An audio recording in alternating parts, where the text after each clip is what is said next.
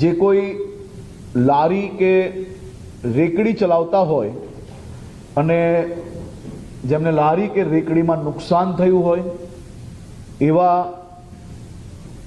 લોકોને 7500 રૂપિયાની સહાય કરવાનું નક્કી કરવામાં આવ્યું છે, જેની નાની કેબિન હોય 40 ફૂટ સુધીની એવા સૌ લોકોને 25,000 રૂપિયાની સહાય કરવાનો નિર્ણય લેવામાં આવ્યો છે.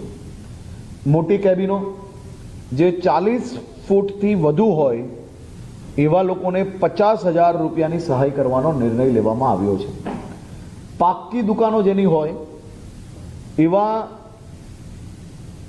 સૌ લોકોને 1 લાખ રૂપિયાની સહાય આ છેલ્લા 3 મહિનામાં જે લોકોએ જીએસટી રિટર્ન ભર્યું હશે એની કોઈ મર્યાદા નથી, પરંતુ જે જીએસટી રિટર્ન ભરતું હોય એવા લોકોને પાક્કી દુકાનમાં 1 લાખ રૂપિયાની સહાય આપવામાં આવશે.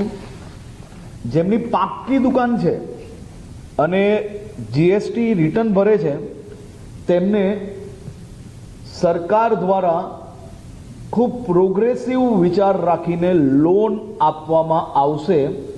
આ લોન પર 3 વર્ષ માટે 7% દરે વ્યાજ સહાય એ રાજ્ય સરકાર દ્વારા ડાયરેક્ટ ચૂકવવામાં આવશે.